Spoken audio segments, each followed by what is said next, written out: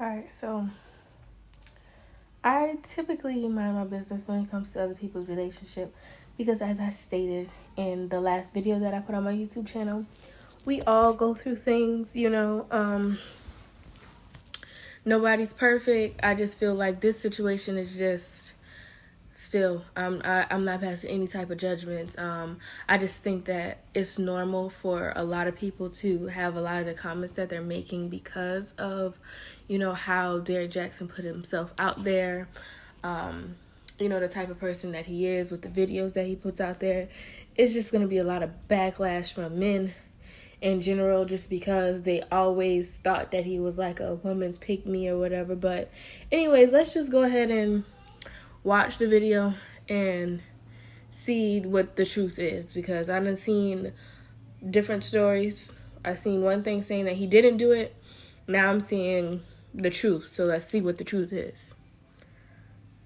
Derrick Jaxn here, and today I am joined by my lovely wife, Danae.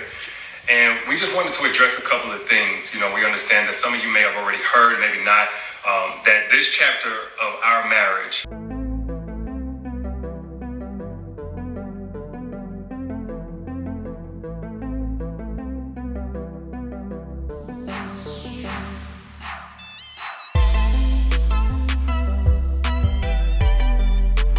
is one that was preceded by a marriage that I completely failed. And I would say it just started around August, maybe September of last year. But, a lot has been said already about what was the cause and all that other stuff. Some of it is true. Some of it is completely false. But the truth is, and I'm saying it here now, is that Derrick Jaxn was involved with other women outside the marriage. And by involved, I want to be clear. I'm not talking about just casually kicking it, maybe a lunch or something like that. I'm talking about as serious as sex, to sexual flirtation and meeting up and that kind of thing. And some things that otherwise may be considered okay by some in terms of like just chatting or checking on people or being checked on by people that I've had a previous encounter with. Okay, so pause real quick. Let me just say, when he say serious ass sex, that made me feel like, was you eating booty hole and all of that shit? Because you saying serious, like, what is your definition of serious sex? Because sex is sex. You don't have sex with somebody else. You have sex with somebody else. So what is serious sex? But okay, all right. I heard everything else he said. Conversations, girls that he dealt with in the past. Got it. Okay. But without my wife's knowledge of it and with us having a sexual history, all of it falls under the umbrella of inappropriate, cheating, affair, stepping out. Definitely not in alignment with the vows that I took, and definitely not in alignment with the biblical standard of what it means to be faithful, which is the standard that I'm going by now. Now, I'm saying this publicly, not because I'm, married to you guys. First and foremost, I'm accountable to God. Then I have to be accountable to my wife, in which we've already had this conversation. I've already told her literally everything. I've given her basically a roll call list. If I've said hello to a woman in the last 12 years of me knowing her, she knows about it. But now that it's been made so public, it's important that I first off let you guys know I do not stand by those actions. I don't want to encourage anybody to do that. And then secondly, I know that I cannot build a platform preaching certain things, preaching against certain things, and then in my real life live contrary to that for any amount of time or any length of time to any extent, and think that I can't be held accountable. The same way that I preach, men and women in this situation need to face consequences of their actions, deserve to be held accountable. Guess what? Derrick Jaxn's no exemption. He's not exempt from that. I'm also not a victim. Nobody made me do this. Pause. I just want to say real quickly, because he's right. I agree with him. About holding yourself accountable and all of that stuff. But my only thing is, you've literally told women at times to leave men who do stuff like this. So it's like, women are in the comments saying that your wife needs to leave you or whatever. I don't agree with anybody telling anybody how they need to handle their situations. So I get that. But my point is, like, how could you tell somebody that they need to leave and then, I don't know, it's just, okay. She didn't make me or push me to do it. The next person didn't make me. No friend influenced me. It don't matter how I was raised and what trauma or whatever. Look, I made decisions. I made a series of decisions that I got to account for. There's no excuse or justification. I've already made that bed and have had to lie in it. And now we're finally getting on to the other side personally in our own healing, in our own marital oneness. And now this is being made public to you guys. So we're bringing that forth to you. Okay, pause. I had to pause this again just because it's like, so I've always looked up to him in these videos, and I won't say I held him to a certain standard, but kind of in a way I guess I did.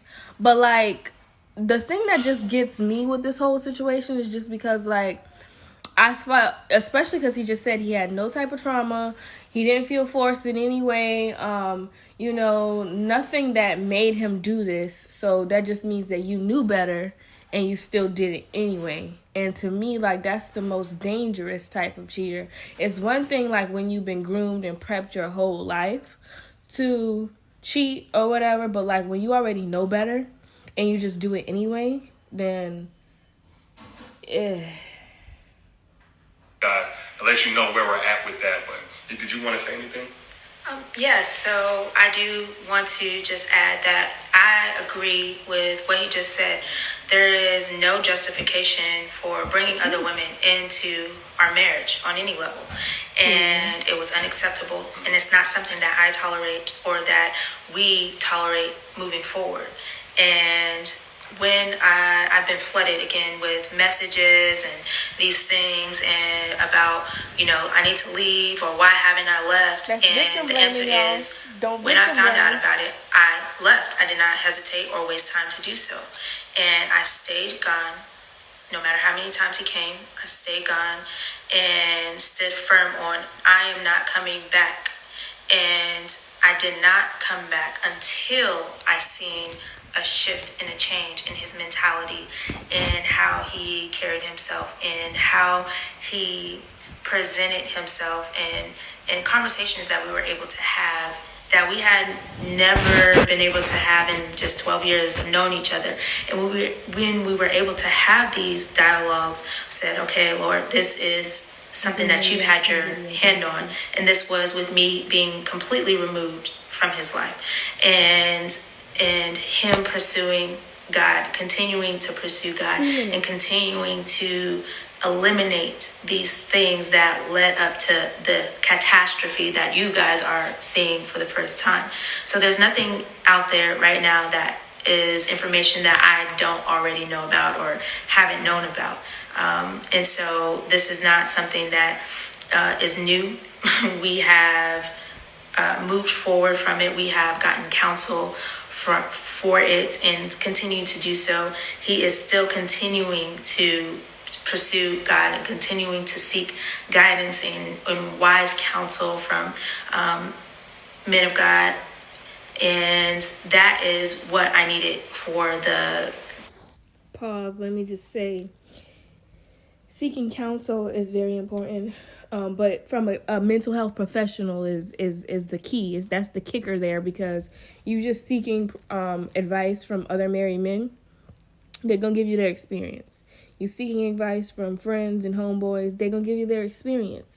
You need to be able to talk to someone who actually is able to gauge and understand why and help you figure out what your flaws are and what your strengths are and work towards becoming better, if that makes sense. So, yeah. Not just being holy. I believe in God for sure. Y'all know that. Don't get me wrong. But, like, that's not the only thing that's going to help with changing someone's behavior, because change don't just happen overnight. And that's the thing that a lot of people who mess up don't understand. It's a process. Even when you begin the process, your process could take 6 months. Your process can take 6 years, especially when you've been doing something your whole life.